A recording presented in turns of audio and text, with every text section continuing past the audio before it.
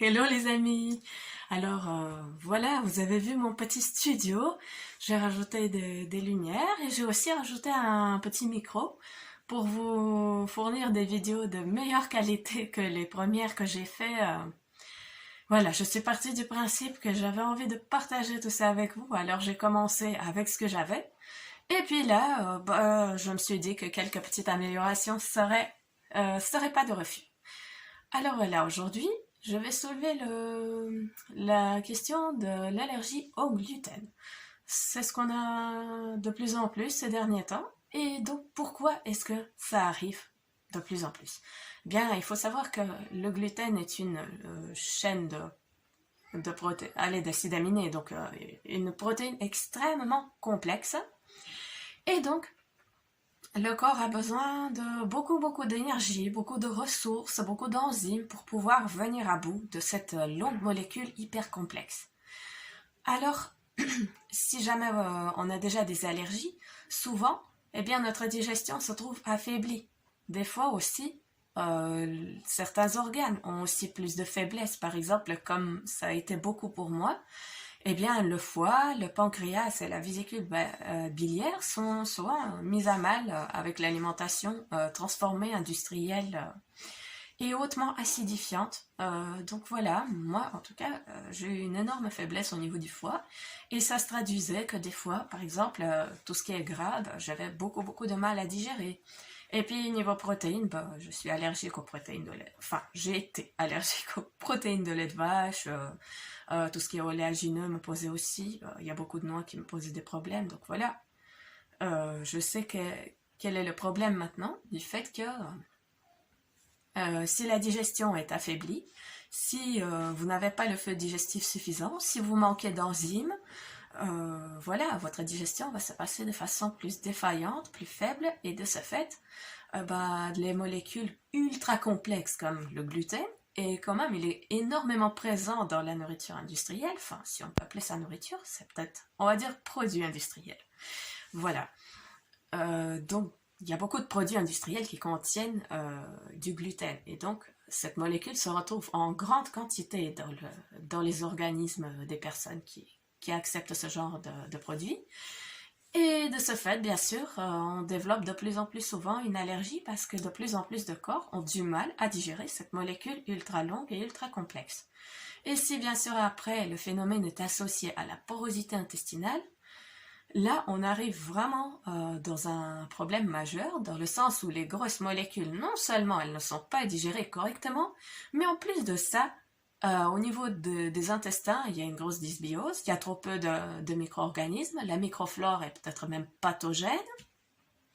Et à côté de ça, il y a la porosité intestinale, c'est-à-dire que les intestins n'ont plus une barrière, une muqueuse suffisamment forte et en bon état pour pouvoir protéger l'intérieur de l'organisme.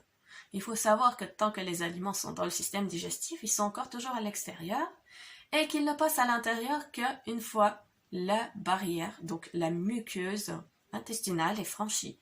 Alors là, les nutriments se retrouvent dans le sang, dans la lymphe, dans les cellules, et c'est là qu'on peut parler d'assimilation. Donc voilà, pour le gluten, c'est évident. Comme les molécules sont très complexes, elles ne sont pas complètement décomposées et du coup, elles se retrouvent dans le sang sous forme des chaînettes de plusieurs acides aminés, plutôt que d'être acide aminé par acide aminé. Pour que les cellules en profitent, il faut que ce soit acide aminé par acide aminé, et là ce n'est pas le cas. Qu'est-ce qui se passe alors? Eh bien le système immunitaire détecte un intrus, et il sonne la sonnette d'alarme, du coup les globules blancs arrivent, et voilà. C'est la réaction du système immunitaire face à un corps étranger. Et donc là, dans le cas des allergies, il y a aussi la libération d'une substance appelée histamine. Et voilà, ça démange, ça fait atchoum, ça gratte dans la gorge, ou alors on a des démangeaisons et on gratte la peau, ou des yeux qui gonflent. Voilà, c'est ainsi que se passent les allergies. Et donc franchement, si je peux conseiller quelque chose, c'est essayez de vous passer de gluten pendant un moment. Et regardez, observez votre organisme. De un, les carences ne se jouent jamais sur une courte durée, donc si vous vous abstenez du gluten pendant 2 mois, 3 mois, si vous avez peur de manquer quelque chose, ça ne va pas se passer aussi vite. Et puis, si vous tenez absolument à consommer des céréales, il y a toute une série de céréales sans gluten, comme le riz, le sorgho, le millet, le fonio, enfin, il y a pas mal de céréales, aussi le maïs. Et alors, il y a aussi les pseudo-céréales, et là, carrément, ce n'est plus des graminées, parce que vous voyez aussi le gluten et l'allergie aux graminées. Il y a peut-être un lien là. N'y pensez-vous pas? Dites-moi ce que vous en pensez dans les commentaires. Mais moi, je pense qu'il y a un petit lien là.